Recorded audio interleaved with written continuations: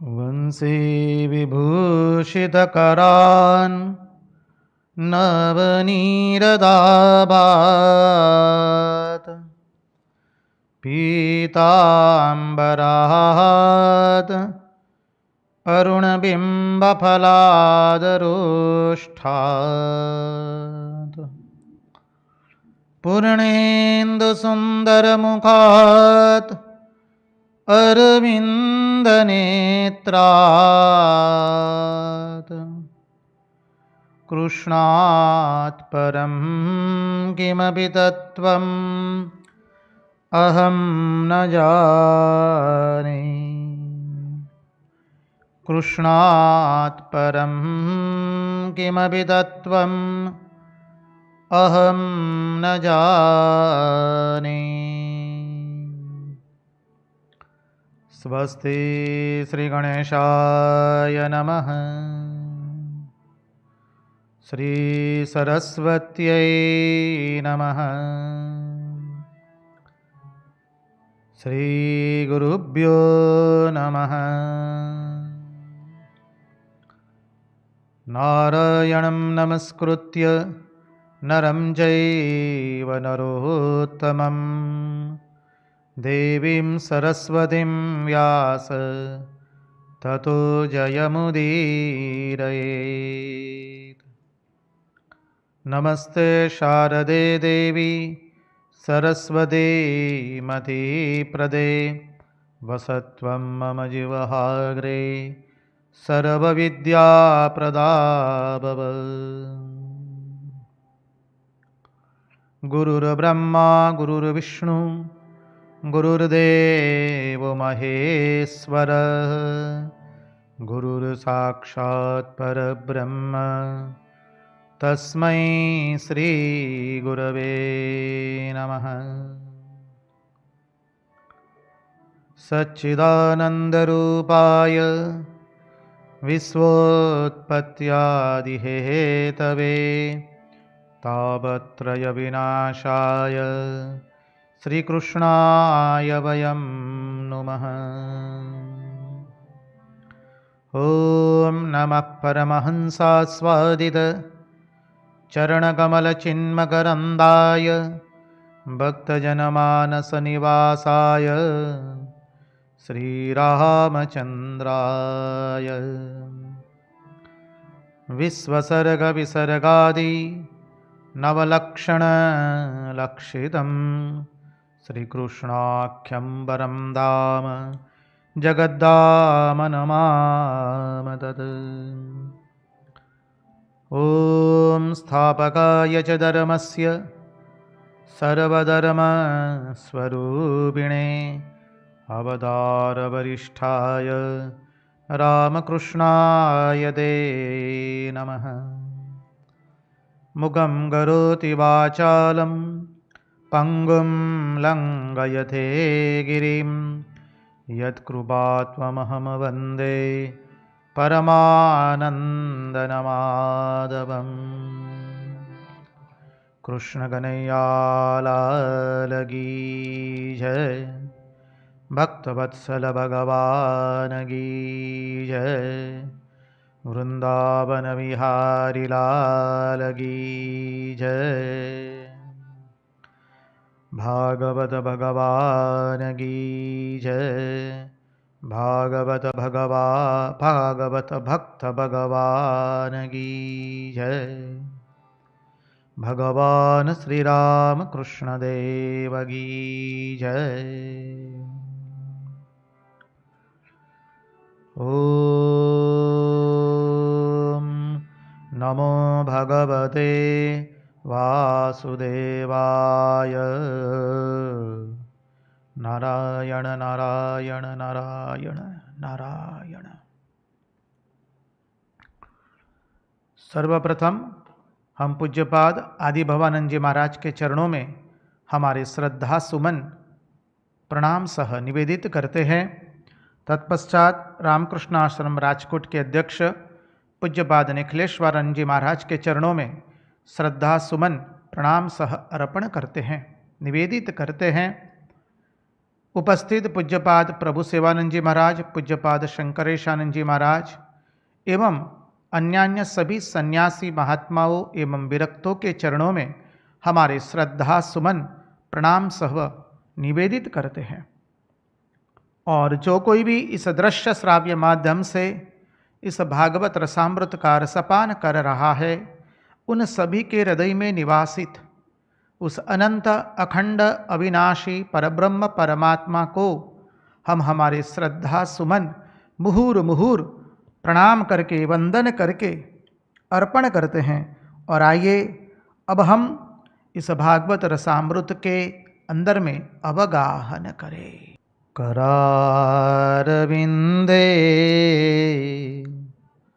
नपदारविंदम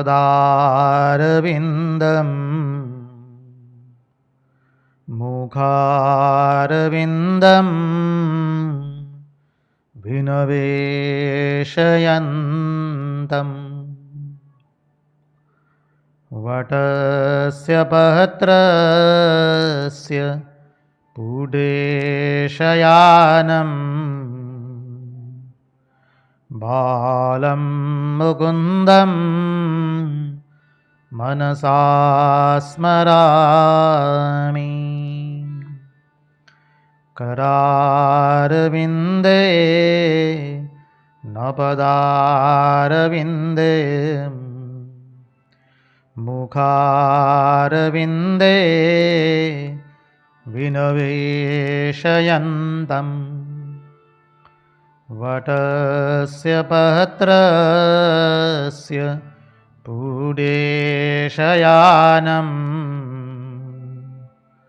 बालं मुकुन्दं मनसा स्मरामि। श्रीकृष्ण गोविंद हरे मुरारे, हे नाथ नारायण वासुदेव, जिह्वे पिबस्वा मृदमेतदेवम्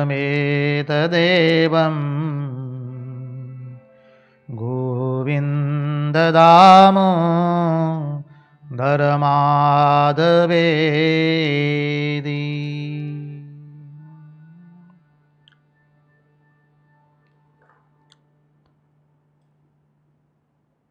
आज नंदोत्सव है, कल अष्टमी हो गई है, आज नंदोत्सव है।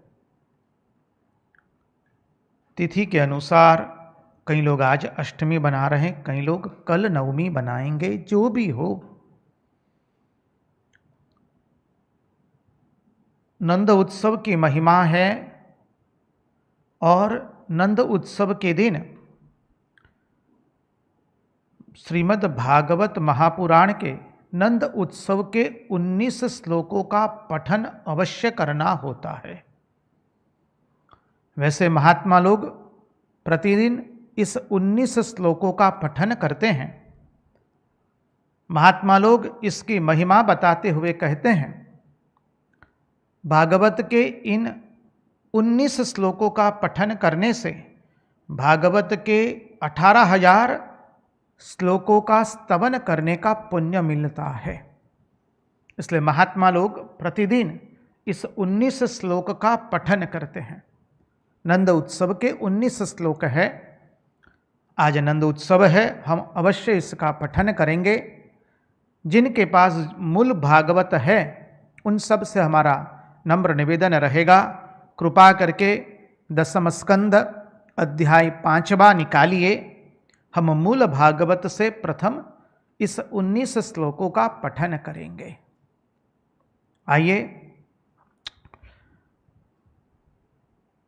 श्लोक का जो ढब है गाने का वो हम आपको निवेदित कर दे। प्रथम यही होगा, नंदस्त्वात्मज उदपन्ने जातालादौ महामना आहूय विप्रान वेद ज्ञान स्नातः सुचिरलंकृतः। इसी ढब से इसी राग में हम 19 श्लोक गाएंगे। जो लोग मूल भागवत खोल के बैठे हैं उन सब से निवेदन रहेगा 10वां स्कंद 5वां अध्याय श्लोक 1 से 19 हमारे साथ स्तवन कीजिए। अथ पंचमोऽध्यायः श्रीशुक उवाच नन्दस्त्वात्मजौतपन्ने जातालादौ महामनाः आहूय विप्रानवेदज्ञान् स्नातः सुचिरलंकृतः। वाचयित्वा स्वस्त्ययनम् जातकर्मात्मजस्य वै कारयामास विधिवत् पितृर्देवार्चनं तथा। धेनूनां नियुते प्रादाद् विप्रेभ्यः समलंकृते तिलाद्रिन् सप्तरत्नौघ शातकौम्भाम्बरावृतान्। कालेन स्नान शौचाभ्यां संस्कारैस्तपसेज्यया शुध्यन्ति दानैः सन्तुष्ट्या द्रव्याण्यात्मात्मविद्यया। सौमङ्गल्यगिरो विप्राः सुतमागधवन्दिनः गायकाश्च जुगुर्नेदुर्भेयो दुन्दुभयो मुहुः। व्रजः संमृष्ट संसिक्तः द्वाराजीरगृहान्तरः चित्रध्वजपताकास्त्रक् चैलपल्लवतोरणैः। गावो वृषा वत्सतरा हरिद्रातैलरूषिताः विचित्रदातुर्बर्हस्त्रग् वस्त्रकाञ्चनमालिनः। महार्हवस्त्राभरण कञ्जुकोष्णेशभूषिताः गोपाः समययुराजन् नानोपायनपाणयः। गोप्यश्चाकर्ण्यमुदिता यशोदायाः सुतोद्भवम् आत्मनम्बुषयाञ्चक्रुर् वस्त्राकल्पाञ्जनादिभिः। नवकुङ्कुमकञ्जील्क मुखपङ्कजभूतयः बलिविस्त्वरितं जग्मुः पृथुश्रोण्यश्चलल्कुचः। गोप्यसमृष्टमणिकुण्डलनिष्ककण्ठ्यश्चिताम्बराः पथि शिखाच्युतमाल्यवर्षाः। नन्दालयं सवलया व्रजदेवरिर्जुवाव्यलोक कुण्डललयोपधरहारशोभाः। ता आशीष प्रयुजान्नश्चिरम् पायीति बालके हरिद्राचूर्णतैलाद्भिः सिञ्चन्त्यो जनमुज्जगुः अवाद्यन्त विचित्राणि वादित्राणि महोत्सवे कृष्णे विश्वेश्वरे नन्ते नन्दस्य व्रजमागधे गोपाः परस्परं रिष्टादधिक्षिरधृताम्बुभिः आसिञ्चन्तो विलिम्पन्तो नवनीतैश्च चेक्षिबुः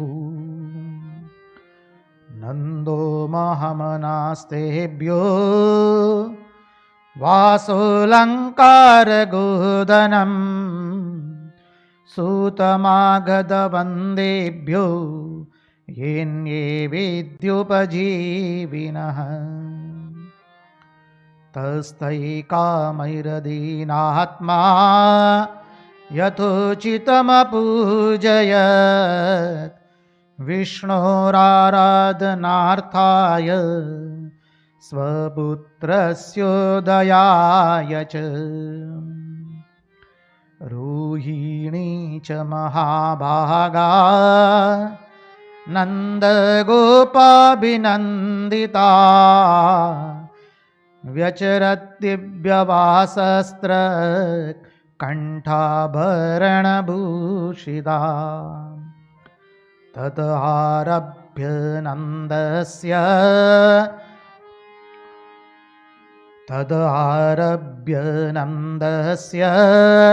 व्रजः सर्वसमृद्धिमान् हरिर्निवासात्मगुणैः रमाक्रीडमभुन्नृप गोपान् गोकुलरक्षायां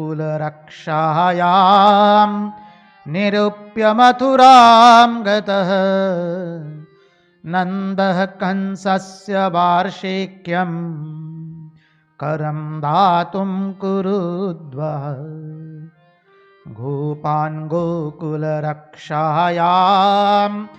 निरूप्य मथुरां गतः नन्दः कंसस्य वार्षिक्यं करं दातुं कुरुद्वः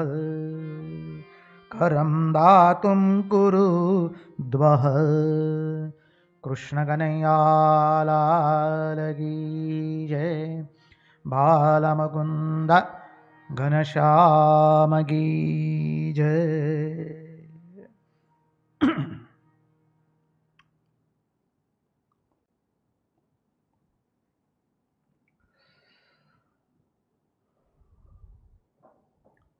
तो आइए चलिए नंद उत्सव के इन 19 श्लोकों का स्तवन करके हम चले हमारे विषय के अंदर में। हमारा विषय तो यहाँ हमारे पूर्ण पुरुषोत्तम भगवान श्री कृष्ण चंद्र श्रुतदेव ब्राह्मण और बहुलास्व को जो उपदेश दे रहे हैं अद्भुत है। हमारा कन्हैया हमारे पूर्ण पुरुषोत्तम भगवान, उनकी जब श्रुतदेव जी ने स्तुति की, कल हमने देखा क्या अद्भुत स्तुति की है। देखिए इस श्रुतदेव ब्राह्मण और बहुलास्व के प्रसंग का तत्वार्थ समझिए। इस प्रसंग में भगवान केवल व्यक्ति और स्थान ही नहीं बने हैं दो दो, बल्कि अश्व, घोड़े अर्थात अश्व, व्यक्ति, कपड़े, सब कुछ भगवान दो दो बन चुके हैं। कल हमने देखा था हमारे भगवान हैं कर्तुम अकर्तुम अन्यथा कर्तुम सर्वसमर्थ। तो वह सर्वसमर्थ श्री कृष्ण अपनी भगवत्ता इस प्रसंग से प्रकट कर रहे हैं। देखिए बहुलास्व राजा और श्रुतदेव ब्राह्मण दोनों के वहां एक साथ गए। सभी महात्मा भी श्री कृष्ण बन गए, सभी सेवक भी श्री कृष्ण, हाथी घोड़ा पालकी सब कुछ श्री कृष्ण, दो दो। और भगवान की महत्ता तो देखिए, सुखदेव जी स्वयं कह रहे हैं, और उस महात्माओं में सुखदेव जी भी उपस्थित थे, हम कल ही देख चुके हैं। और बहुलास्व राजा के वहां तो 28 दिन तक रुके। वहां दिन होता था, रात्रि होती थी, विश्राम होता था, पूजन होता था, सत्संग होता था। लेकिन श्रुतदेव ब्राह्मण के वहां केवल एक ही दिन। अब देखिए भगवान ने एक जगह काल को कितना विस्तृत किया। 28 दिन का काल केवल एक दिन में एक ही साथ कार्य कर रहा है। आप थोड़ा इस चिंतन पर ध्यान दीजिए। एक काल, देश, काल और निमित्त की जो कल्पना है वो भगवान में हमने की है। भगवान देश काल निमित्त से परे है। संकल्प मात्रेण, एक क्षण के अंदर में, क्षण भी बहुत है उनके लिए, वो क्या है हम वाणी से नहीं बोल सकते हैं। जिसके लिए वेद भी नेति नेति कह करके अपना शीश जहां वेद झुका देता है, हम कौन बोलने वाले हैं। अब थोड़ा चिंतन कीजिए, हमारे पूर्ण पुरुषोत्तम भगवान श्री कृष्ण चंद्र की लीला का हम बलिहार हो जाएंगे। मुंह से स्वतः निकल पड़ेगा, एते चांस कलाह पुंस कृष्णस्तु भगवान स्वयं इंद्रारी व्याकुलम लोकम मृडयन्ति युगे युगे। श्री कृष्ण साक्षात भगवान है। महात्मा लोगों ने दो हाथ खड़े करके कह दिया, श्री कृष्ण जेवू कोई थयू नहीं अने थशे नहीं। श्री कृष्ण के जैसा कोई हुआ नहीं और भविष्य में होगा भी नहीं। पूर्ण पुरुषोत्तम का पूर्ण प्रगटीकरण, क्या बोले सब शब्द। जहां वेदों की वाणी अवरुद्ध हो जाती है तो हम और आप क्या है, हम तो पामर मनुष्य है। हम तो इतना ही कह सकते हैं, कृष्णस्तु भगवान स्वयं। भगवान के चरणों में मुहुर मुहुर वंदन करते हैं।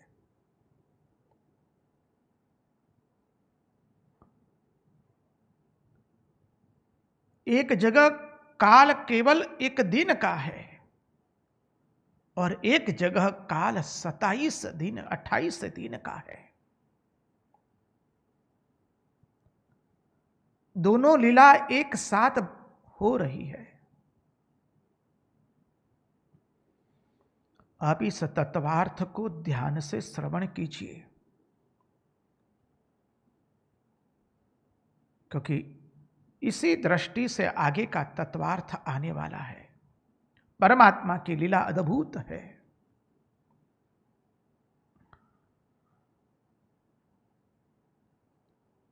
और ये भगवान की भगवत्ता है, महत्ता है, जिसके सामने वेद भी अपने शीश को झुका करके यह नहीं करके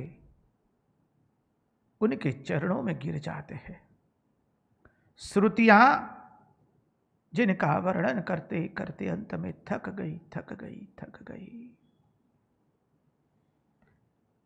देश काल निमित्त की मर्यादा में देखे तो हम क्या कह सके, वही जो पुष्पदंत जी ने कहा है, असिधि गिरि समस्यात् कज्जलम सिंधु पात्रे सुरवर तरु शाखा लेखनी पत्र मुर्वी लिखित यदि गृहीत्वात् शारदा सर्वकालम तदपि तव गुणानाम ईश पारम न याति। हम क्या वर्णन करने जाएंगे भगवान की इस अनुपम महिमा का।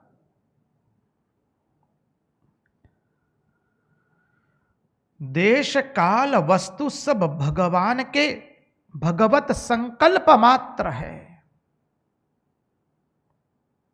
जहां भगवान ने संकल्प किया, इसकी तुलना करनी है तो वेद का ही मंत्र है, दत्त महामाला मंत्र, आप लोग जानते होंगे। ओम इदं विष्णुर्चक्रमे धृदानि ददे बदम समूढ़मस्य भागु सुरे स्वाहा त्रिणिर्बदा विचक्रमे विष्णुर्गोपा अदाभ्य। शुक्ल यजुर्वेद है, उसमें भगवान का वर्णन करते हुए वेद कहते स्मरण मात्र संतुष्टाय। आचार्य लोग उसकी संगति लगाते हुए महात्मा लोग कहते हैं जैसे स्मरण मात्र से जो संतुष्ट हो जाने वाला है। स्मरण मात्र संतुष्टाय महाभय निवारणाय महाज्ञान प्रदाय। वह जो स्मरण मात्र से संतुष्ट होता है, स्मरण मात्र से सृष्टि का निर्माण करता है।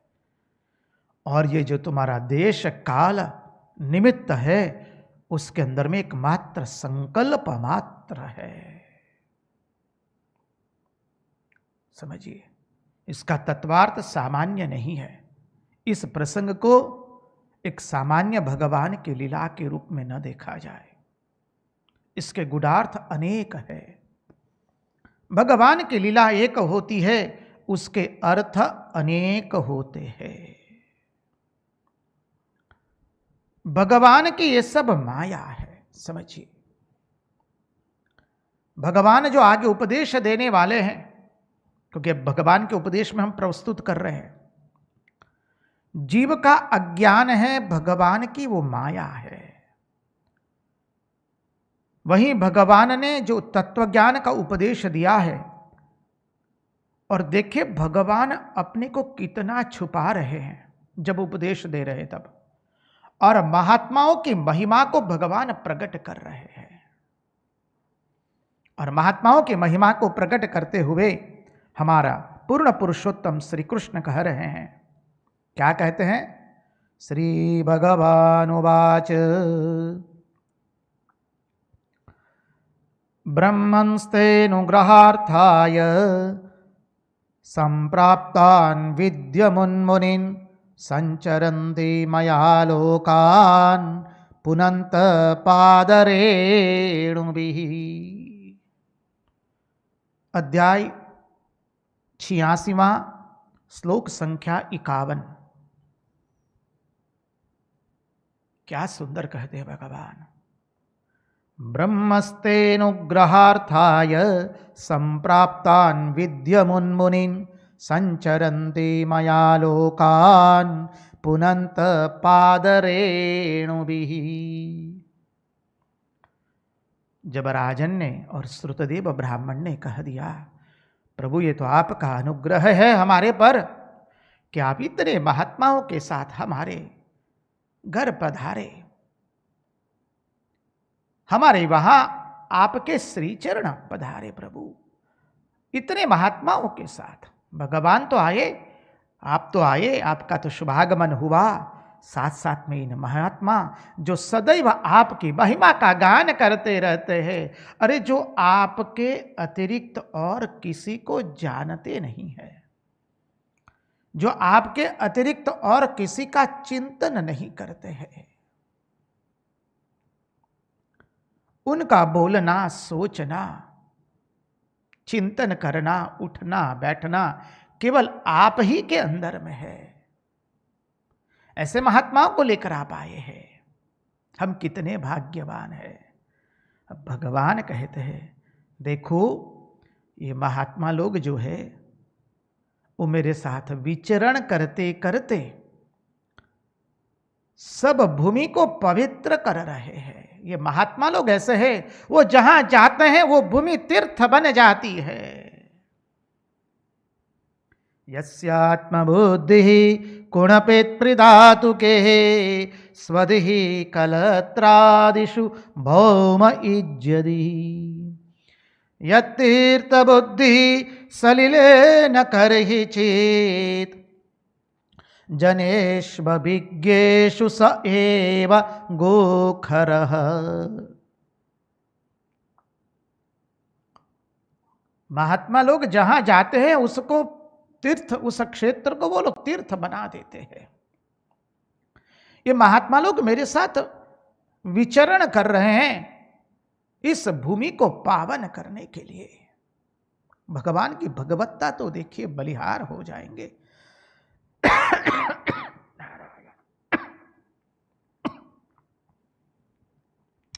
नारायण नारायण नारायण नारायण। भगवान की भगवत्ता को देखिए।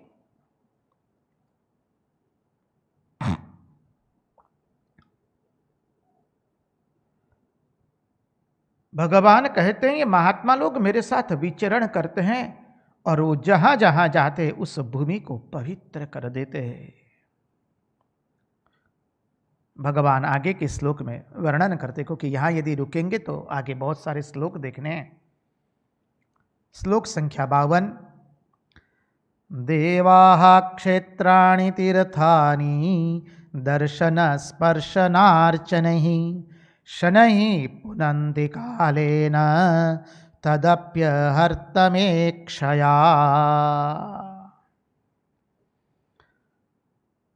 वो भिन्न भिन्न स्थानों पर जाते हैं और उस स्थल उनकी दृष्टि से पवित्र हो जाते हैं।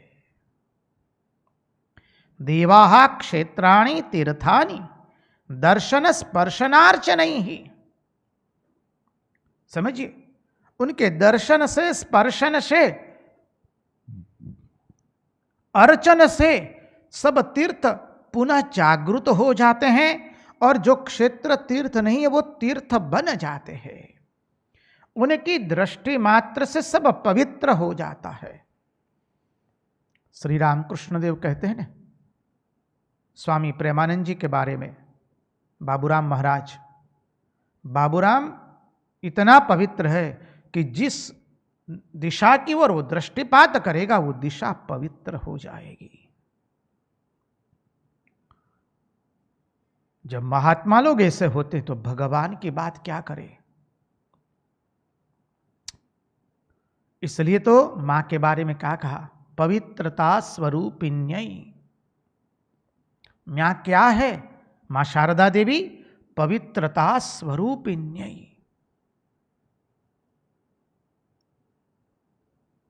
महात्मा लोग जिस क्षेत्र में जाते उनके दर्शन स्पर्शन से, उनकी दृष्टि मात्र से वह क्षेत्र पवित्र बन जाता है।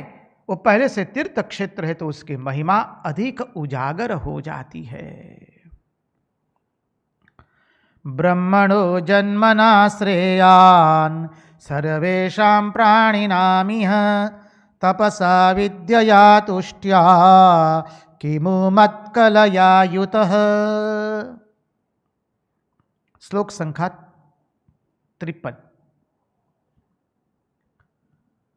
ब्राह्मण जन्म से श्रेष्ठ है। ब्राह्मणों जन्मना श्रेयान सर्वेषां प्राणिनामिह। श्रुतदेव जी ब्राह्मण हैं, आचार निष्ठ केवल नहीं है, जो पूर्ण परमार्थ के अंदर में परम लक्ष्य को प्राप्त कर चुके हैं। आज उनकी भक्ति, श्रद्धा और उनके द्विजत्व की निष्ठा को देख करके भगवान आज उनके घर पधारे हैं। इसलिए यहां पर भगवान ब्राह्मणों की महिमा बताते हुए कहते हैं, ब्राह्मण जन्म से श्रेष्ठ है। ब्राह्मणों जन्मना श्रेयान सर्वेषां प्राणिनाम इह। सभी प्राणियों में ब्राह्मण सर्वश्रेष्ठ गिना गया है। क्यों? क्योंकि वो ज्ञान को अर्जित करने के लिए सर्वस्व का त्याग करता है।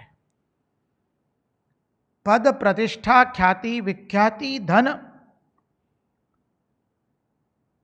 जगत की विद्या, सब विद्या का एकमात्र ब्रह्म विद्या के अतिरिक्त वो सब का त्याग कर देता है। इसलिए ब्राह्मण को सर्वश्रेष्ठ गिना गया है। ब्राह्मणो जन्मना श्रेयान सर्वेषां प्राणिनामिह तपसा विद्यया तुष्ट्या किमुमत कलयायुतः। फिर उस ब्राह्मण में यदि त्याग हो, तपस्या हो, विद्या हो, भगवत प्राप्ति की संतुष्टि हो, ये सब मेरी कलाएं हो, तब तो फिर कहना ही क्या है। भगवान कहते हैं ब्राह्मणस्य मुखमासीत, पुरुष सूक्त। समझिए, न ब्राह्मणान्में दयितं रूपमें तच्चतुर्भुजं सर्ववेदमयो विप्रः सर्वदेवमयो ययम्। अब हम यहाँ क्या कहें, हम तो हाथ जोड़ देते हैं हमारे पूर्ण पुरुषोत्तम श्री कृष्ण चंद्र को। हम इतना ही कहेंगे, भगवान के अतिरिक्त कोई बोल नहीं सकता है। ये पूर्ण पुरुषोत्तम के अलावा कोई नहीं बोल सकता है। भगवान ने यहां ब्राह्मणों की महिमा बताते हुए सब मर्यादाओं का अतिक्रम कर दिया। वाहरे श्री कृष्ण चंद्र पूर्ण पुरुषोत्तम, आपके चरणों में हम बलिहार हो जाते हैं।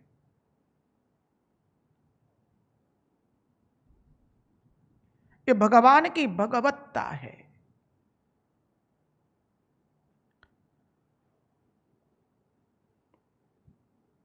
भगवान कह रहे, ईश्वर के सिवा ये कोई नहीं कर सकता है। संत महापुरुष आचार्य तक नहीं कर पाएंगे, और ईश्वर जो करता है वो और कोई नहीं कर सकता है। ईश्वर जो बोलता है ऐसा और कोई नहीं बोल सकता है, कोई नहीं।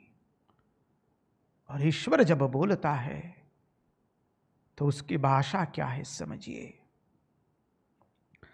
न ब्राह्मणान्में दयितं रूपमें तच्चतुर्भुजं सर्ववेदमयो विप्रः सर्वदेवमयो ययम्।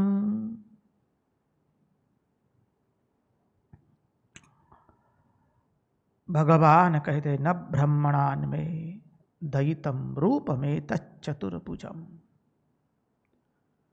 अरे मेरा ये चतुर्भुज रूप है, वह मेरी दृष्टि में ब्राह्मणों से अधिक श्रेष्ठ नहीं है। कृष्ण कन्हैया लाल की जय। भगवान कहते हैं मेरा ये जो चतुर्भुज रूप है वो ब्राह्मणों से अधिक श्रेष्ठ नहीं है। मेरे रूप से ज्यादा श्रेष्ठ ब्राह्मण ही होते हैं। हम क्या बोले, हमारे पास कोई शब्द नहीं है। इस श्लोक की आवृत्ति करते करते रोंगटे खड़े हो जाते हैं। इसलिए माने राघु के गहने लेने के लिए जब कांजीलाल सरकार गए तो पीछे पीछे मास्टर महाशय को भेजा है।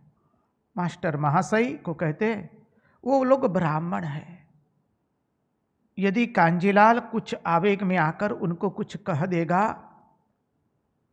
तो अनुचित हो जाएगा, ब्राह्मण का अपमान होगा, आप जाइए उसके पीछे पीछे।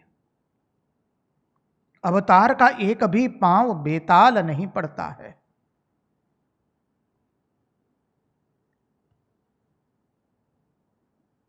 भगवान यहां कहते हैं मेरा ये जो चतुर्भुज रूप है वह मेरी दृष्टि में ब्राह्मणों से अधिक श्रेष्ठ नहीं है।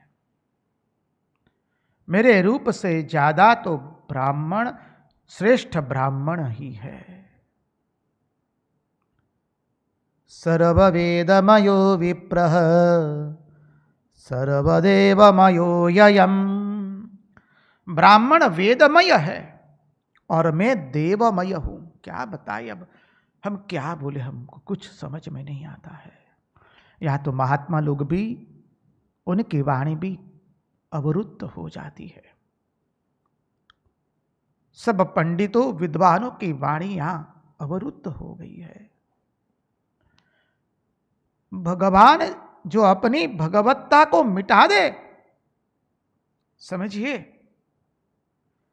ब्राह्मण सर्ववेदमयी है और मैं सर्वदेवमय हूं। दुष्प्रज्ञ लोग इसे नहीं जानते हैं, इसलिए वो तिरस्कार करते हैं। दुष्प्रज्ञ लोग इसे नहीं जानते हैं, इसलिए तिरस्कार करते हैं। सर्ववेदमयो विप्रः सर्वदेवमयो ययम्।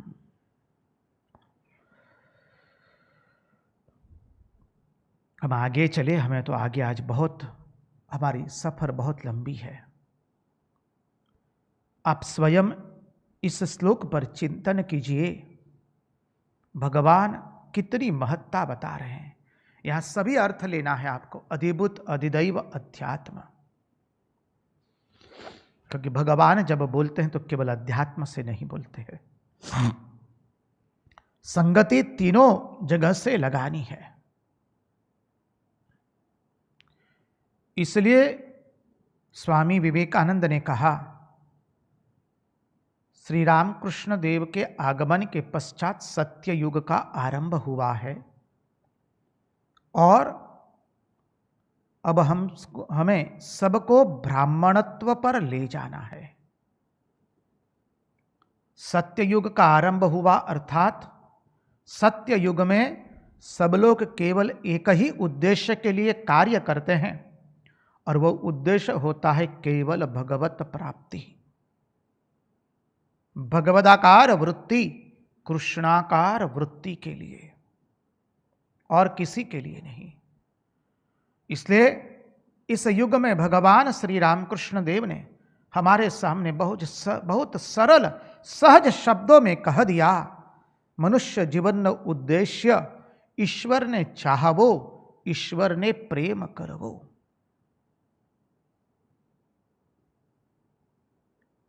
मनुष्य जीवन का उद्देश्य ईश्वर को चाहना, ईश्वर को प्रेम करना। उद्देश्य हमें बता दिया है। स्वामी विवेकानंद ने उसी शब्दों को वैज्ञानिक भाषा में आधुनिक मानव के लिए प्रस्तुत करते हुए कहा, प्रत्येक व्यक्ति के अंदर में वो दिव्यता सुप्त रूप से उपस्थित है। उस दिव्यता का प्रगटीकरण करना ही जीवन का उद्देश्य है। Its soul is potentially divine. The goal is to manifest this divinity. इसलिए कहा, धर्म क्या है? हमारे भीतर में जो दिव्यता है उसका प्रगटीकरण वही धर्म है। Religion is the manifestation of divinity and education is the manifestation of perfection. शिक्षा क्या है? हमारे भीतर में अंतर्निहित पूर्णता का प्रगटीकरण वह शिक्षा है और हमारे भीतर में अंतर्निहित पवित्रता का प्रगटीकरण वह धर्म है। यही उद्देश्य है। तो ब्राह्मणत्व पर ले जाना है अर्थात सबको एक ही उद्देश्य के लिए कार्य कराना है और वो उद्देश्य है परम पद की प्राप्ति, जिसे प्राप्त करने के पश्चात और कुछ प्राप्त करना रहता नहीं है। को धर्म सर्वधर्माणां भवतः परमो मतः किं जपन्मुच्यते जन्तुर्जन्म संसार बंधनात्। आप लोग हर रोज गाते हैं विष्णु सहस्रनाम, उसमें यही आता है। जिसको प्राप्त करने के पश्चात और कुछ प्राप्त करना रहता नहीं है।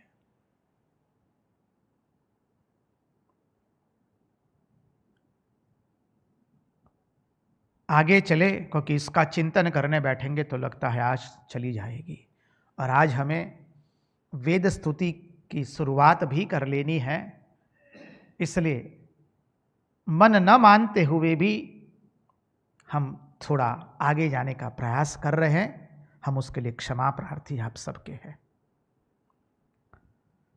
दुष्प्रज्ञा अविदित्वैवमवजानन्त्यसूयवः गुरुं मां विप्रमात्मानम् अर्चादाविज्य दृष्टयः।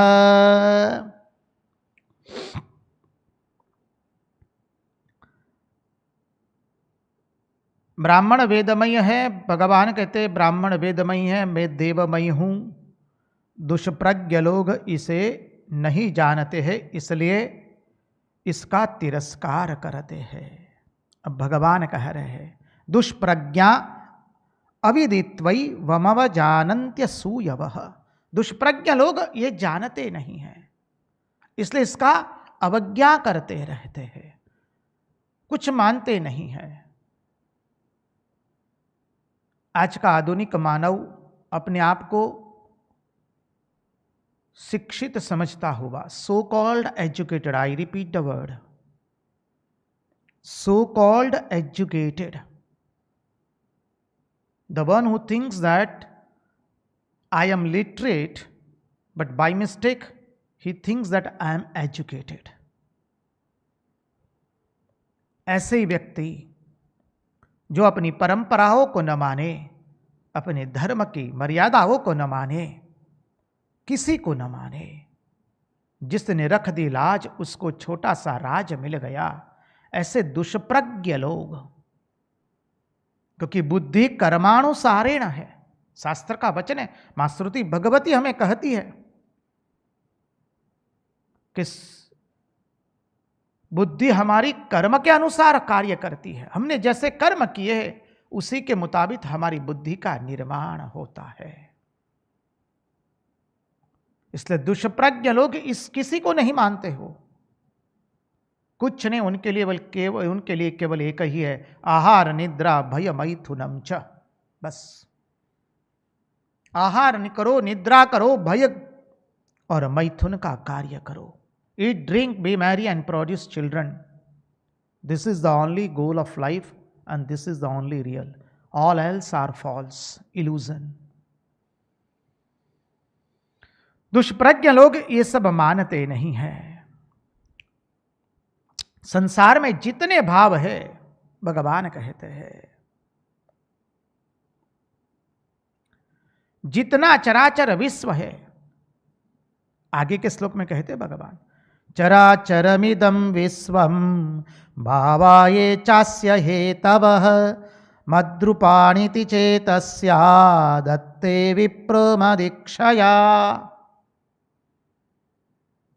संसार में जितने भाव है, जितना चराचर विश्व है और जिसके जो कारण हैं, ये सब मेरे स्वरूप है। भगवान कहते चराचर विश्व, उसके कारण, जितने रूप, सब कुछ वो सब मेरे रूप है।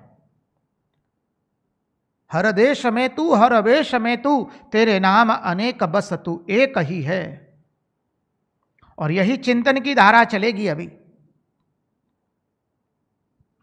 भगवान कहते चराचर मिदम विश्वम भावाये चास्य हेतव। जितने भाव है चराचर विश्व में, जितनी आकृतियां, जो कुछ भी दिखाई दे रहा है, चर अचर, मनुष्य पशु पक्षी कीट स्थावर जंगम, सरिता समुद्र पहाड़ नदी वृक्ष पल्लव, सब कुछ मेरे ही स्वरूप है। मद्रूपाणीति चेतस्या दत्ते विप्रोमदीक्षया। ब्राह्मण मुझे पहचान करके अपने स्वरूप में उसे धारण करते हैं। मद्रूपाणीति चेतस्या दत्ते विप्रोमदीक्षया। ब्राह्मण इसे पहचान करके वो मेरे स्वरूप को धारण करते हैं। ब्राह्मण की महिमा बता रहे हैं, इसलिए कह रहे ब्राह्मण मुझे पहचान करके अपने स्वरूप में उसे धारण करते, इसलिए तुम लोग इनकी पूजा करो। तस्माद ब्रह्म ऋषिने तान ब्रह्मन मच्छ्रुदयार्चय। तस्माद ब्रह्म ऋषिने तान ब्रह्मन मच्छ्रद्वयार्चय। एवं चेदर्चितो स्मद्वा नान्यता भूरित भूरिभूतिभिः। इसलिए तुम लोग इन्हीं की पूजा करो, क्योंकि ये लोग जानते हैं चराचर विश्व में जो कुछ है उसका कारण मैं ही हूं और वो सब मेरे ही स्वरूप है। वो इस तरह से मेरे स्वरूप को अपने हृदय में धारण करते हैं। इसलिए तुम ब्राह्मणों की पूजा करो। ब्राह्मण कौन है? जिसमें त्याग है, तपस्या है, जिसकी इंद्रियां उसके वश में है, जो प्रशांत चित्तात्मा है, जिसने उस परम पद की प्राप्ति कर ली है। केवल जन्म से ब्राह्मण की बात नहीं कही गई है। तो ऐसे लोगों की तुम पूजा करो, इन्हीं की पूजा से मैं प्रसन्न होता हूं, भगवान कहते हैं। बड़े वैभव से मैं कभी प्रसन्न नहीं होता हूं। मैं बड़े वैभव से कभी प्रसन्न नहीं होता हूं। अब आगे अंतिम श्लोक, ये जो 57 श्लोक संख्या है, वहां पर तो भगवान सब मर्यादाओं को मिटा करके ब्राह्मणों को कहते हैं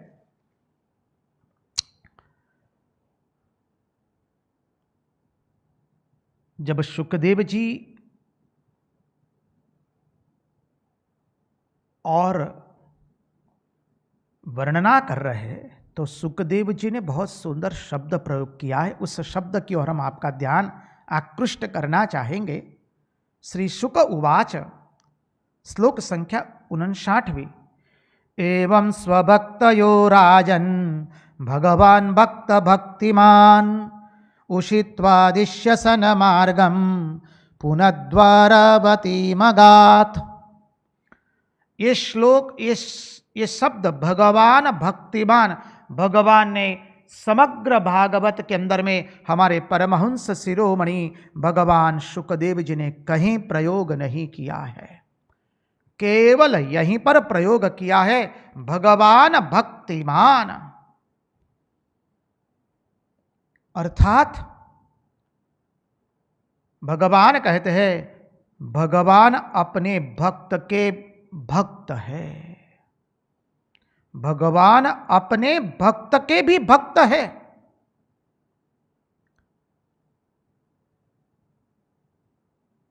समझिए, भगवान भक्त के भक्त नहीं है, भक्त के भक्त है। तस्माद ब्रह्म ऋषि, क्षमा कीजिए, एवं स्वभक्तयो राजन भगवान भक्त भक्तिमान उषित्वा दिश्य सन मार्गम पुनर्द्वारवती मगात। भक्तों की भक्ति भगवान के साथ लगी रहती है, भक्तों की भक्ति भगवान के साथ लगी रहती है। भगवान अपने भक्त के भी भक्त है। भगवान ने सब बाधा मानी मर्यादाओं का अतिक्रम कर दिया है। भगवान सचमुच जब देते हैं तो इतना दे देते हैं, जीव उसे संभाल नहीं पाता है। अब आइए हम लोग आगे 87वें अध्याय के अंदर में प्रवेश करें, क्योंकि 87वां अध्याय बहुत महत्वपूर्ण अध्याय है। वेद स्तुति है। श्रुतियां जब भगवान की स्तुति करती है, इसमें बहुत गूढ़ार्थ एवं तत्वार्थ है। और वेद स्तुति सचमुच एक तरह से अटपटी भी है। और हम आप सबको नम्र निवेदन करके हाथ जोड़ के कहते हैं, हम कोई विद्वान नहीं है, तत्वज्ञानी नहीं है। हमारी मर्यादा के अनुसार ही हम जितना जानते हैं और हम कुछ जानते नहीं हैं। महात्माओं ने जिस तरह से इस वेद स्तुति का अद्भुत निरूपण प्रकट किया है, वही उन्हीं की वाणी आपके समक्ष हम रख रहे हैं। हम समग्र भागवत में हम हमारी वाणी कहीं रख नहीं रहे हैं, क्योंकि हम उसके लायक नहीं हैं। हम तो महात्माओं के मुंह से जो निकला है, हम तो महात्माओं का अधरामृत लेकर के चलने वाले हैं। हम केवल महात्माओं का अधरामृत ही आपके सामने रख रहे हैं। उसमें हमसे कोई त्रुटि रह जाए, उसमें कुछ त्रुटि आपको लगे तो वो त्रुटि हमारी है, लेकिन महात्माओं के मुंह से जो निकले हुए अधरामृत है उसमें कोई त्रुटि नहीं है, कोई त्रुटि नहीं है, कोई त्रुटि नहीं है। त्रुटि हमारी होगी और है।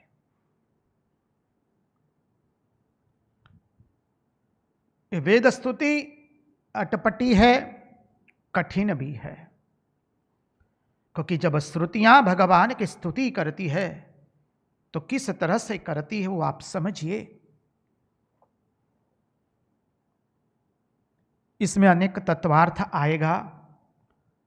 हम ज्यादा गूढ़ार्थ में न जाकर के भी सरल अर्थ से, सरल शब्द से प्रस्तुत करने का प्रयास करेंगे। यदि महात्माओं की वाणी ही रखी जाएगी, आचार्य की वाणी ही रखी जाएगी, महात्माओं की वाणी, विद्वान पंडित ब्राह्मणों की वाणी ही आपके सामने रखी जाएगी,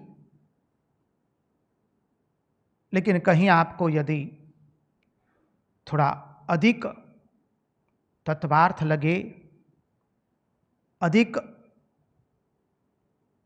चर्चा लगे इस तत्वार्थ की, तो आप कृपा करके हमें इंगित कर दीजिएगा, हम संक्षिप्त कर देंगे।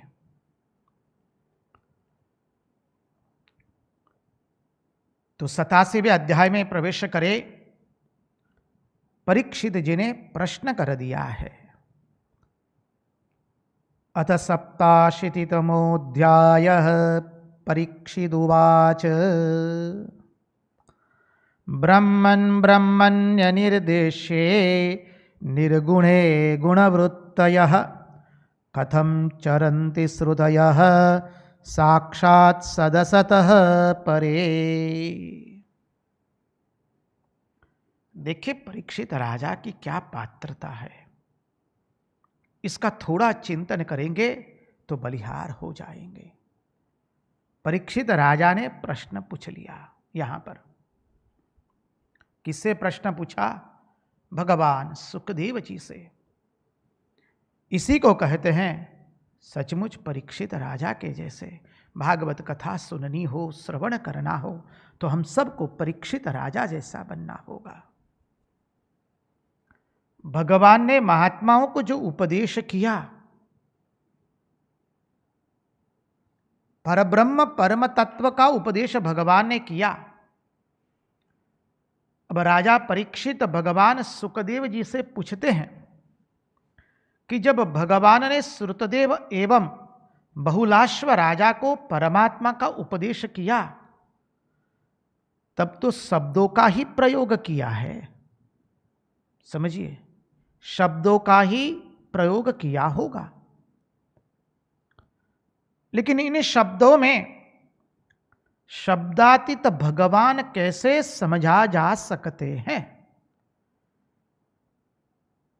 भगवान ने शब्दों से जब भगवत तत्व का निरूपण किया, परम तत्व का निरूपण किया, तो ये परम तत्व का निरूपण शब्दों के माध्यम से कैसे समझा जा सकता है?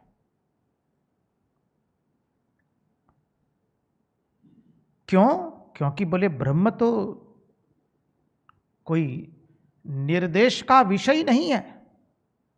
ब्रह्म का कोई निर्देश नहीं कर सकता कि ये ऐसा ब्रह्म है।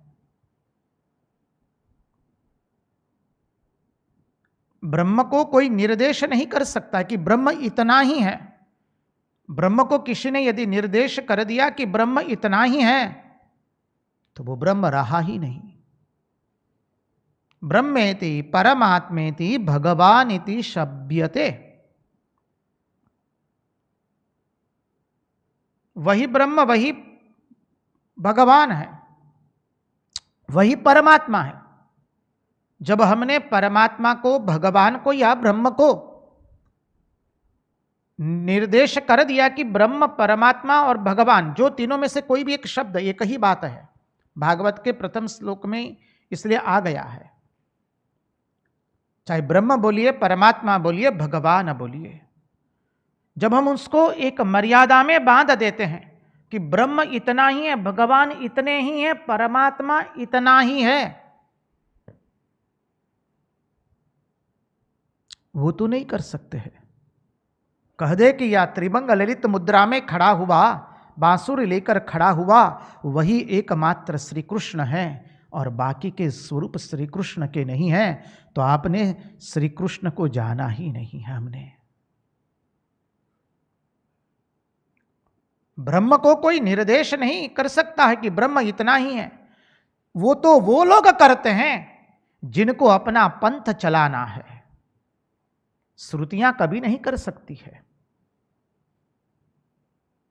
ब्रह्म ऐसा है जो बोलता है, ऐसा कोई कह नहीं सकता है। इसलिए तो वेदों ने कह दिया नेति नेति। श्री रामकृष्ण देव इसलिए तो पुनः पुनः कहते हैं, अरे भैया मैं तो बापू हूँ तो तमने बधु कहवा मांगू छू, पण जाने के मां मारू मोड़ू बंद करीने राखे छे। मैं तो आपको सब बताना चाहता हूं, लेकिन मां जैसे मेरा मुंह बंद करके रखना चाहती है। समय व्यतीत हो रहा है, तत्वार्थ है। हम महाराज का समय अधिक न लेते हुए इनसे प्रार्थना करेंगे, एक भजन कृपा करके प्रस्तुत कीजिए। तत्पश्चात इस तत्वार्थ में हम प्रस्तुत होंगे। आज आनंद आज उछरंगन आज नैनो मने, आज आनंद आज उछरंगन आज नैनो मने, सखी हमारा नेहड़े अरे रे आज कंचन बरस मेघ। परिवार हे आनंद उमंग भयो जय हो नंद लाल की। आनंद उमंग भयो जय हो कन्हैया लाल की। नंद के आनंद भयो जय कन्हैया लाल की। नंद के आनंद भयो जय कन्हैया लाल की। आनंद उमंग भयो जय हो नंद लाल की।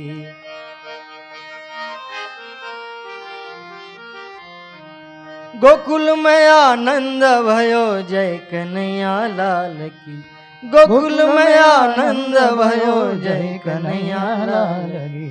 नंद आनंद भयो जय हो नंद लाल की।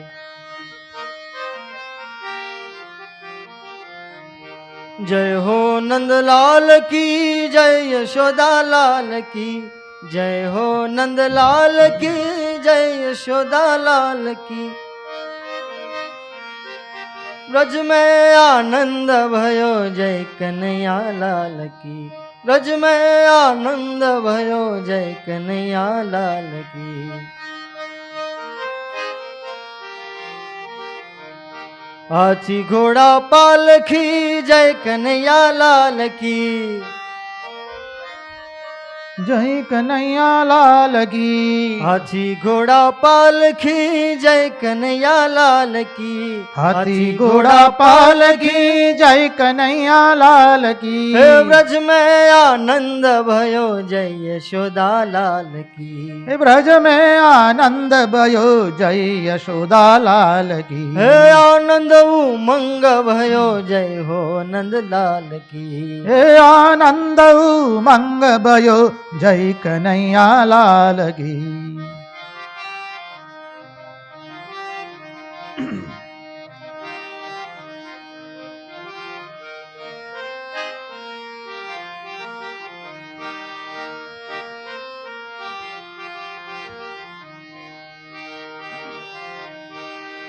कोटि ब्रह्मांड के अधिपति लाल की। कोटि ब्रह्मांड के अधिपति लाल की। कोटि ब्रह्मांड के अधिपति लाल की। कोटि ब्रह्मांड के अधिपति लाल की। गौए चरान आए जय हो पशुपाल की। गौए चराने आए जय हो पशुपाल की। गौए चरान आए जय हो पशुपाल की। गौए चराने आए जय हो पशुपाल की। आनंद उमंग भयो जय हो नंद लाल की। आनंद उमंग भयो जय हो कन्हैयालाल की।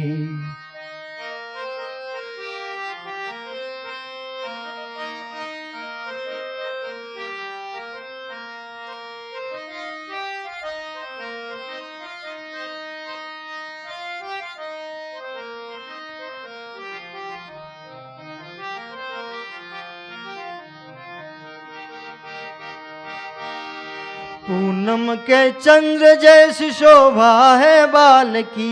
पूनम के चंद्र जैसी शोभा है लाल की। पूनम के चंद्र जैसी हो। पूनम के चंद्र जैसी शोभा है लाल की। आनंद उमंग भयो जय हो नंद लाल की। आनंद उमंग भयो जय हो कन्हैया लाल की। नंद गया नंद भयो जय कन्हैया लाल की। नंद गया नंद भयो जय कन्हैया लाल की।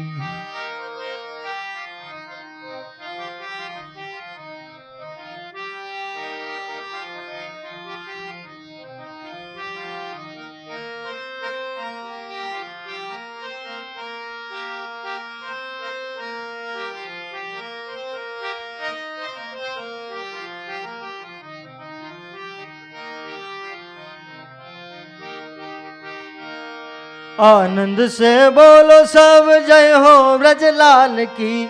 आनंद से बोलो सब जय हो ब्रजलाल की। आनंद से बोलो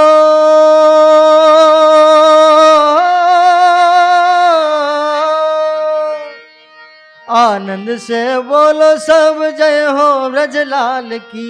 आनंद से बोलो सब जय हो ब्रजलाल की। जय हो ब्रजलाल की पावन प्रतिपाल की। जय हो ब्रजलाल की पावन प्रतिपाल की। आनंद उमंग भयो जय हो नंद लाल की।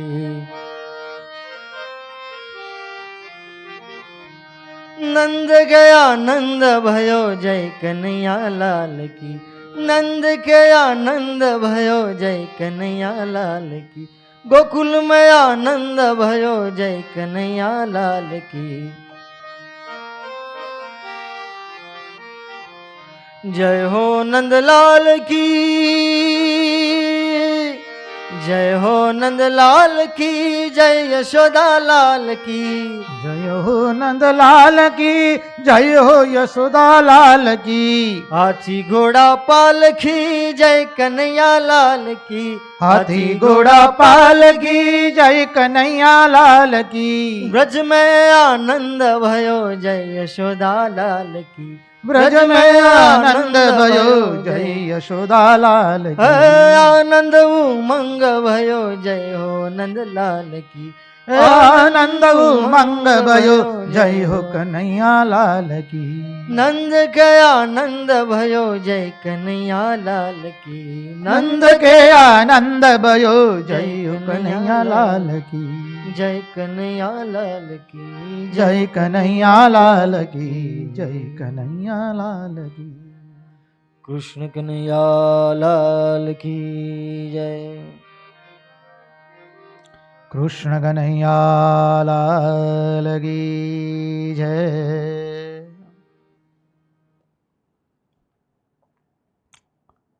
तो चले हम अब तत्वार्थ में। संयोग ऐसा है, तिथि कुछ अलग है, हमारे भजन उस तिथि के अनुरूप आ रहे हैं और हमारा विषय जो है चिंतन का कुछ उससे थोड़ा विपरीत दिशा में है।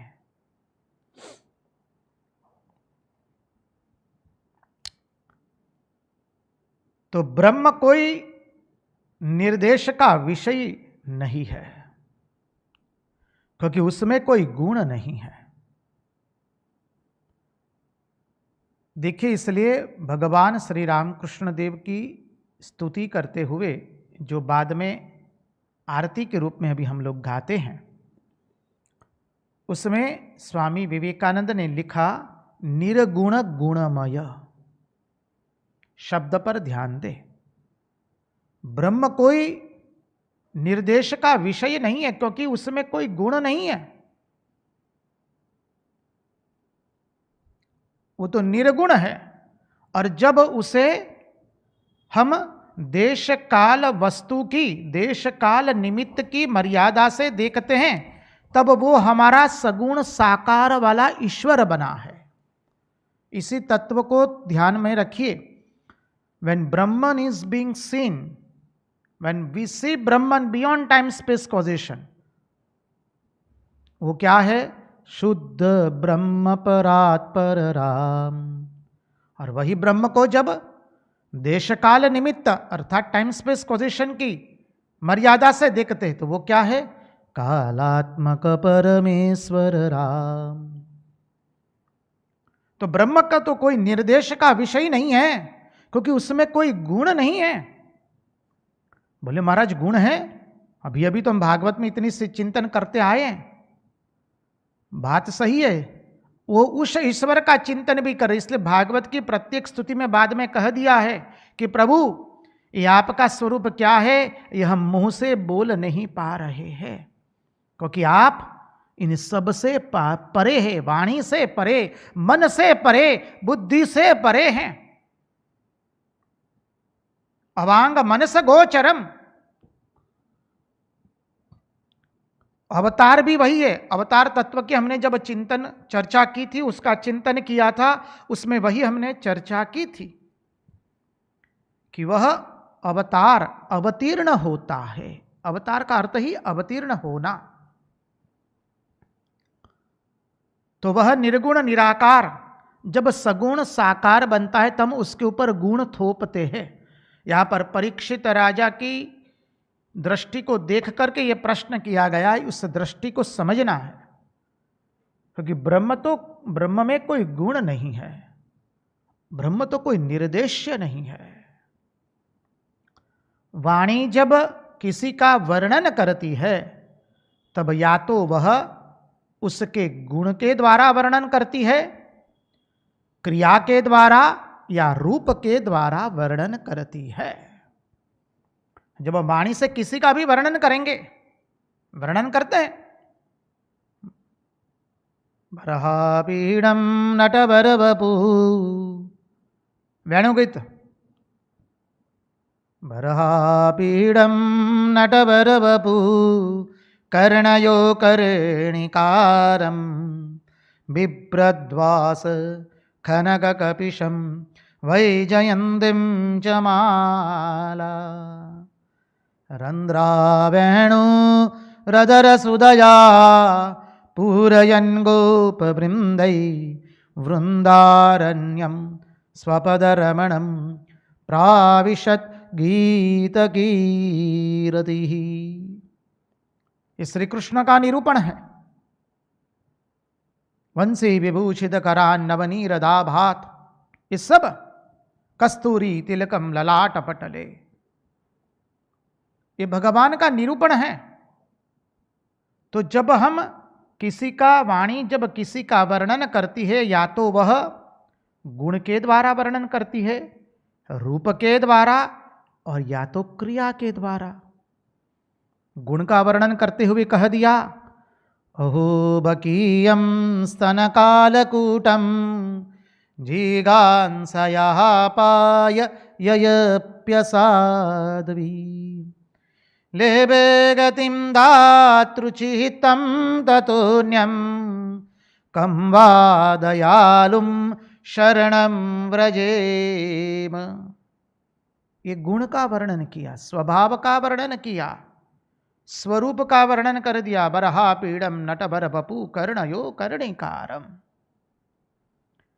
क्रिया का वर्णन किया, वसुदेव सुतम देवम कंस चाणूरमर्दनम देवकी परमानंदम कृष्णं वंदे जगद्गुरुम्। कृष्णाय वासुदेवाय हरये परमात्मने प्रणतक्लेशनाशाय गोविंदाय नमो नमः। अब देखिए, वाणी जब किसी का वर्णन करेगी तो रूप के द्वारा, रूप को देख करके करेगी, क्रिया को देख के करेगी और गुणों को देख कर करेगी। और भगवान तो रूप, गुण और क्रिया से परे है।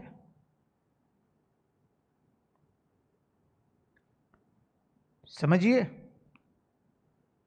वही श्री रामकृष्ण देव कहते हैं, अच्छा ईश्वर क्या है? आप गुजराती में है, हमारा स्मरण तो गुजराती भाषा में है कथामृत का, इसलिए उसी भाषा से निकलेगा। आप लोग अपनी भाषा में बिठा लीजिए।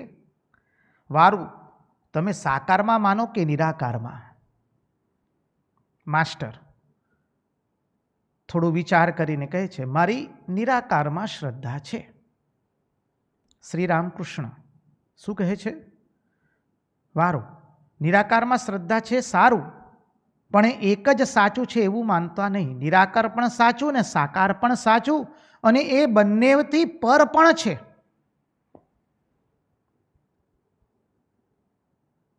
मास्टर महाशय को श्री रामकृष्ण देव प्रश्न करते हैं, अच्छा आप ईश्वर के साकार रूप में मानते हैं या निराकार रूप में? मास्टर महाशय ने चिंतन करके, स्वगत चिंतन करके उत्तर दिया, मेरी निराकार में श्रद्धा है। श्री रामकृष्ण देव कहते हैं, ठीक है, निराकार भी सत्य है, साकार भी सत्य, और उससे वो दोनों से परे भी है। केवल निराकार ही वह है या केवल साकार ही वह है, ऐसा नहीं है। यही बात कितने सहज सरल शब्द में की है भगवान श्री रामकृष्ण देव ने। अब उसके गूढ़ार्थ में जाना पड़ेगा। भाषा तो सरल हो गई, लेकिन उसके तत्वार्थ को नहीं जानेंगे तो केवल ऊपर ऊपर भाषित होंगे। हमें ऊपर भाषना नहीं है। श्री रामकृष्ण देव कहते हैं, अरे डुबकी लगाओ, तो हम डुबकी लगाएंगे।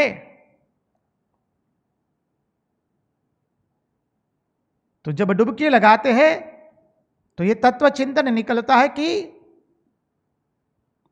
किसी का भी वर्णन हम करने जाएंगे तो वो तो गुण से, रूप से, क्रिया के द्वारा होगा।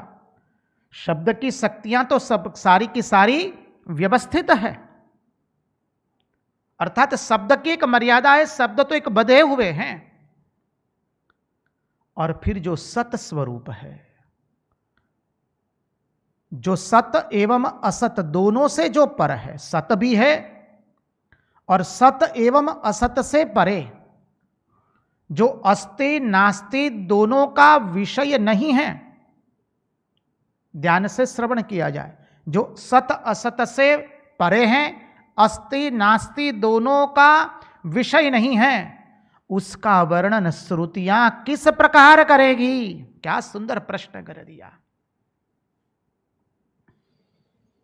हो भगवान, ये श्रुतियां उसका वर्णन किस प्रकार करेगी?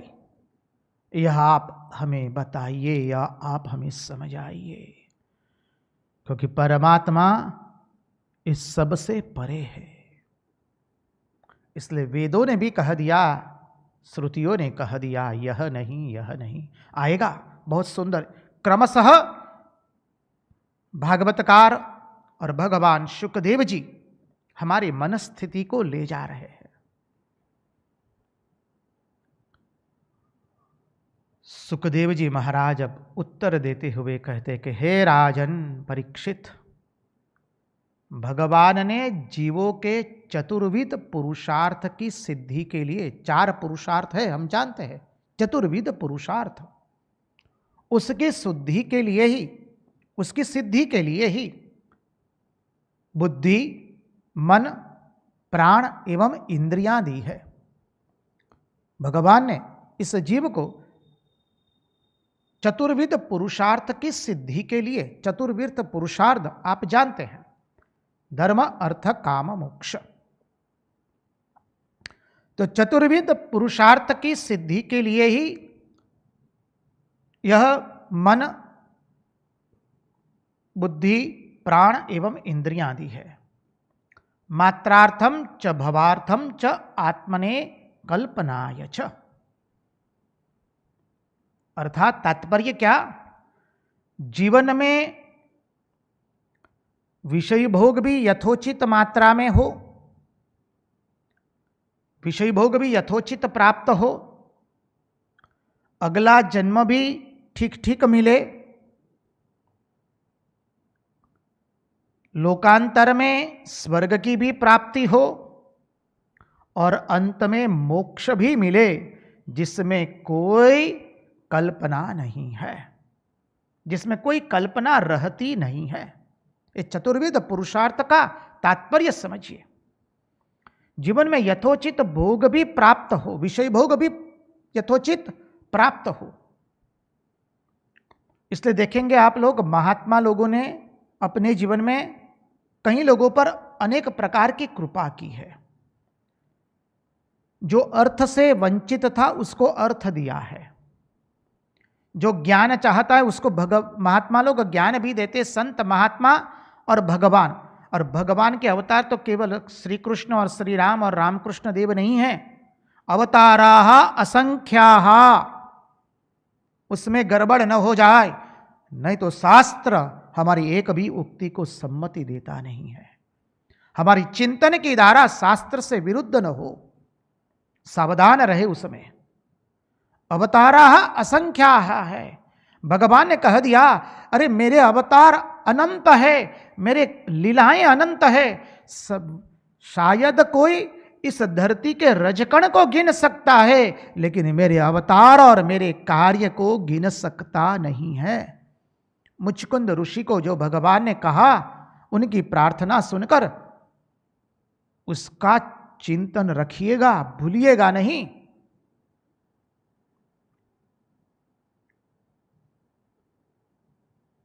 तो भगवान ने अनेक अवतारों के अंदर में, इस कलिकाल में ही अनेक अवतार हुए भगवान के। जो भी अपने गुरु को श्रद्धा से, जिसकी श्रद्धा, जिसके इष्ट के प्रति जिसकी जो श्रद्धा है, अपने इष्ट गुरु को अवतार माने। उसमें हमें यदि विरोध होता है तो हमारा जैसा मूर्ख दुनिया में दूसरा कोई नहीं है। हमें किसी को वो अवतार है या नहीं है वो प्रमाणित करने की जिम्मेवारी नहीं दी है, उसके लायक भी हम नहीं है। ये पहले ख्याल रखिएगा।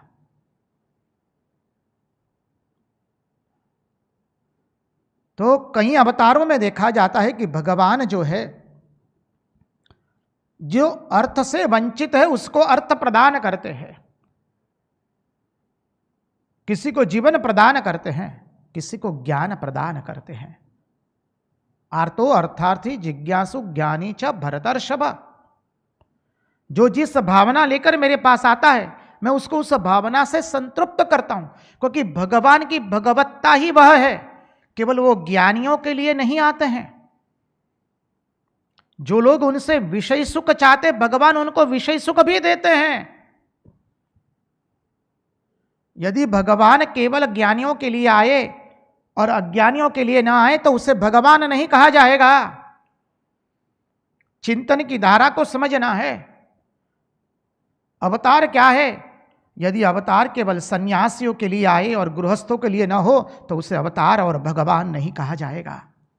अवतार यदि केवल पुण्यशाली के लिए आए और पापियों के लिए ना आए तो उसे अवतार नहीं कहा जाएगा। अवतार केवल सदाचारवान के लिए आए और असत आचरण करने वालों के लिए ना आए तो उसे अवतार नहीं गिना जाएगा। अवतार doesn't come only for literate, he comes for literate as well as illiterate. He comes for beggars as well as for rich, for everyone. भगवान केवल दरिद्र लोगों के लिए नहीं आते, संपत्तिवान के लिए भी भगवान आते हैं। ज्ञानियों के लिए, अज्ञानियों के लिए, मूर्ख के लिए, पापी के लिए, पुण्यशाली के लिए, संतों के लिए, असत आचरण करने वालों के लिए, सब के लिए भगवान है। हम उसको केवल अपनी एक स्थूल दृष्टि से केवल यही कार्य के लिए भगवान आए हैं ये बांध दे, वो कतई नहीं हो सकता। इसलिए स्वामी विवेकानंद ने गिरीश घोष को कहा, गिरीश यदि तुम कहो जिसे तो मैं हिमालय के चूर्ण कर सकता हूं, हिमालय को मैं नदियों की धारा बदल सकता हूं, लेकिन मैं श्री रामकृष्ण देव की जीवनी को लिख नहीं सकता हूं, क्योंकि उनमें इतने अनंत भाव थे। यदि मैं उनको किसी एक भाव में मैं आबद्ध नहीं कर सकता हूं, संगति लग जाएगी, मिला लीजिए।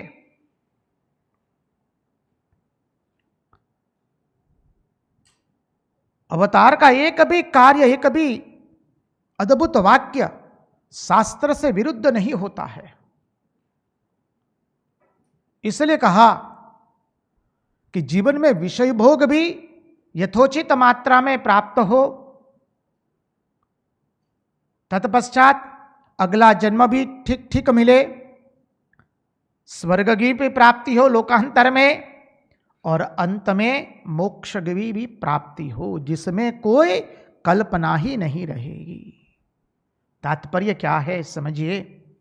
श्रुति जब वर्णन करने लगती है तब कार्य कारणादि में अनुच्युत सगुण ईश्वर का ही वर्णन करती है। हम इस उक्ति को फिर से कहेंगे, पुनरुक्ति करेंगे। श्रुतियां जब परमात्मा का वर्णन करती है तो कैसे परमात्मा का वर्णन करती है? कार्य कारणादि में अनुस्युत सगुण ईश्वर का ही वर्णन करती है। जो कार्य एवं कारण उसमें जो अनुस्युत है, घट जो है कारण है, क्षमा कीजिए, घट कार्य है, मृत्यु का कारण है। यह कार्य कारण का संबंध हो गया, कॉज एंड इफेक्ट। तो श्रुतियां जब वर्णन करती है तो कैसे ईश्वर का वर्णन करती है? जो ईश्वर कार्य कारणादि में अनुस्युत है, अनुगत, अनुवृत्त एवं अनुस्यूत। श्रुतियां उसी का वर्णन कर सकती है, क्योंकि जहां वर्णन आया तो वर्णन किससे आया? शब्द के माध्यम से आया। और शब्द क्या है? शब्द किसका वर्णन कर सकता है? तो कह दिया महात्माओं ने, अरे श्रुतियों ने भी यही कहा, जहां शब्द से वर्णन आता है वह या तो रूप से होता है, या गुण से होता है, या क्रिया से होता है। जो रूप, गुण और क्रिया से परे हैं, ऐसे परमात्मा का वर्णन श्रुतियां कैसे कर पाएगी? इसलिए तो तैत्तरीयोपनिषद में कह दिया, यतो वा इमानि भूतानि जायन्ते येन जातानि जीवन्ते यत् प्रयत्न विसंविशन्ति। हमने देखा था ये श्रीमद् भागवत के प्रथम श्लोक का चिंतन करते हुए, जन्माद्यस्य यतोऽन्वयादितरतश्चार्थे स्वभिज्ञस्वराट् यतो वा इमानि भूतानि जायन्ते येन जातानि जीवन्ति आनंदेन जातानि जीवन्ति आनंदम यत् प्रयत्न विसंविशन्ति। तो जो श्रुतियां कहती है, तैत्तरीयोपनिषद ने कहा, यतो वा इमानि भूतानि जायन्ते येन जातानि जीवन्ति। श्रुति यह भी वर्णन करती है कि ईश्वर गुणों से अनभिभूत है, गुणों से परे है, सर्वज्ञ है, सर्वेश्वर है, सर्वाधिष्ठान है, सर्वे सर्वा है, सच्चिदानंद भगवान है, सच्चिदानंद रूपाय। चिंतन की धारा को यहां विराम देंगे। आगे इसी चिंतन को, कल इसी चिंतन की तंतु को लेकर के हम ये जो अद्भुत वेद स्तुति है उसके तत्वार्थ को देखने का प्रयास करेंगे। आज उन्हीं की वाणी, उन्हीं के चरणों में समर्पित करते हुए भगवान से प्रार्थना करते, प्रभु हमारी मन की मति, गति और रति आपके चरणों में बनी रहे। कृष्ण कन्हैया लाल की जय, भक्तवत्सल भगवान की जय, वृंदावन विहारी लाल की जय, सब संदन की जय, सब भक्तन की जय। ओम नमः पार्वती पतये, हर हर महादेव हर।